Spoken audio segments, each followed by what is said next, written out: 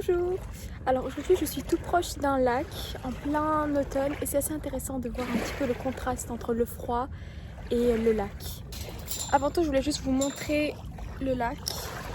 On va commencer par parler du printemps qui se passe de mars à juin et qui symbolise un petit peu le réveil de la nature, les journées qui s'allongent, le réveil des fleurs et un petit peu le réveil intérieur également. Après un hiver où on a un peu hiberné entre guillemets. Le profil typique des personnes qui aiment le printemps, ce sont les personnes qui aiment la nature, qui aiment la couleur, qui aiment les bonnes odeurs et qui ont cet esprit un peu tourné vers l'extérieur.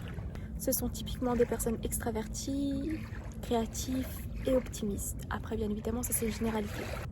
La légende raconte que Perséphone, qui me semble être une déesse de l'enfer, revient du monde souterrain au printemps. Le printemps est aussi symbole de fertilité et d'abondance et les fleurs sont symbole de chance et de bonheur. Au printemps, il y a la fête de l'équinoxe, il y a Pâques, il y a même les fêtes de résurrection, les rituels de résurrection. Parce que c'est là où on peut revenir à la vie entre guillemets. On dit qu'il y a même des journées de plantation pour attirer la prospérité. Par contre, couper certaines fleurs ou certains arbres spécifiques peut être signe de malchance. Certaines personnes pensent que durant cette période, rêver de papillons ou d'abeilles serait signe d'amour. Marcher sur certaines fleurs serait signe de chance et perdre un bouton à fleurs serait signe de voyage. La première fleur cueillie du printemps apporterait de la protection. Les objets, on va dire les symboles du printemps, ce seraient les fleurs, les jonquilles, les tulipes et les couleurs, ce serait le vert, le bleu, le rose, bref, un peu beaucoup de couleurs en fait. Spinoza disait que le printemps, c'est là où l'homme s'émerveille avec la nature. En science, le printemps symbolise surtout le cycle de vie des plantes et des fleurs. En art, Monet mettait souvent en avant les fleurs et cette saison-là où le renouveau arrive. L'été, qui se passe de juin à septembre, c'est là où la vie bat son plein, où il y a la lumière intense, où les journées sont longues, où la sensation est pleine et l'abondance semble partout. En général, les personnes qui aiment l'été sont extraverties, aventuriers et aiment vivre la vie à fond. Ils aiment aussi les sports en plein air. En été aussi, il y a plusieurs croyances comme la nuit de feu, où on fait des rituels pour éloigner la malchance et pour éloigner les mauvais esprits aussi. Il y a aussi beaucoup de festivals et de rituels agricoles. Se baigner au solstice et récolter des plantes à maturité serait signe de chance et de bonheur. Par contre, travailler trop au soleil ou couper des arbres serait signe de malchance. Et dormir sous une fenêtre ouverte en été serait signe de chance aussi et de choses positives. Cueillir des herbes à midi serait aussi signe de chance. Voir un arc-en-ciel annoncerait amour ou richesse. Les couleurs sont souvent jaune, orange, rouge vive, un peu golden hour. Nietzsche mettait en avant l'été comme une affirmation de la vie, de la joie et de la bonne humeur.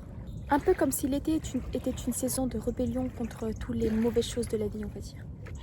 En science, l'été symbolise l'apogée des plantes et la croissance maximum. La botanie vit sa meilleure vie. En art, Van Gogh, je ne sais pas si je le prononce correctement, mettait souvent en avant des festivals et des fleurs d'été. Ensuite vient l'automne de septembre à décembre, un peu comme pour ralentir un petit peu la cadence. C'est dans cette période-là que les feuilles changent et que les températures chutent et que la nature se prépare pour l'hiver. L'atmosphère devient plus introspective, voire mélancolique, mais avec un certain charme. Typiquement et généralement, les personnes qui aiment l'automne sont introspectives, de grands lecteurs, ils sont créatifs et sensibles. Ces personnes-là apprécient les ambiances douces et chaleureuses, et voire un peu intimes. Les traditions les plus connues d'automne, c'est Halloween, qui serait une porte entre le monde invisible et le monde visible, et aussi les récoltes, qui ont lieu tous les ans en automne, les récoltes de citrouilles, de pommes, et de ce que l'été nous a donné. Il y a aussi beaucoup de festivals et de Thanksgiving. Les croyances disent que ramasser des feuilles rouges ou mûres serait signe de chance. Par contre, déranger certaines plantes et couper certains arbres serait signe de malchance. Rêver de feuilles mortes annoncerait un changement qui va bientôt arriver. Croiser un corbeau ou un renard prédit soit une opportunité, soit un test. Ramasser des glands donnerait prospérité. Et les premiers champignons de la saison porteraient chance. L'automne serait une acceptation du changement, un espèce de miroir intérieur. Les citrouilles, la couleur orange, les pommes, les feuilles mortes seraient les symboles principaux de l'automne. Rousseau en philosophie disait que l'automne c'était le retour à la simplicité. En science, les arbres et les animaux se prépareraient à hiberner en automne. Van Gogh, lui, avait une série d'automnes qui représenterait le cycle de la vie. Nous passons maintenant à l'hiver qui se passe de décembre à mars. L'hiver est représenté par de longues nuits, de journées courtes, un froid, la neige et la préparation au nouvel an qui va arriver. La nature est au repos et l'hiver est une période d'introspection totale. Typiquement, les casaniers, les introvertis qui aiment le calme, qui aiment se relaxer et qui aiment cette ambiance un peu de relaxation, ce sont eux qui vont le plus aimer l'hiver. Il y a aussi ceux qui aiment la magie, ceux qui ont gardé leur côté un peu enfantin en eux, qui vont aimer l'hiver et qui vont aimer la magie de Noël par exemple. Ces personnes-là aiment aussi la méditation. Une légende dit que le solstice d'hiver représente la renaissance du soleil. Le feu et la lumière seraient signe de protection. Il y a plusieurs traditions connues comme Noël, les marchés de Noël, les feux de bois, et comme ces soirées sous les cheminées, le nouvel an. Allumer une bougie, porter du rouge ou du vert et méditer serait signe de chance et serait signe que quelque chose de positif va arriver. Briser une glace ou oublier les rituels de protection serait signe de malchance. Croiser un hibou ou un cerf serait signe que des messages importants vont arriver. Lorsqu'on plonge nos mains dans la neige fraîche, ce serait un signe de purification. Rêver des flocons de neige présagerait du renouveau. Lancer un coup de bois dans le feu serait un signe de chance pour l'année à venir. Geler une fenêtre et la toucher serait un signe d'énergie et de santé. Les perce-neige, les houes, les flocons de neige, tout ça serait les symboles de l'hiver.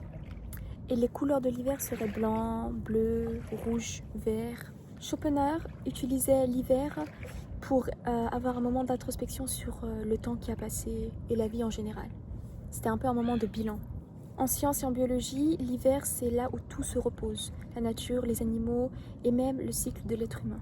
Plusieurs peintres nordiques mettraient en avant des paysages hivernaux, notamment avec les auréoles et la neige.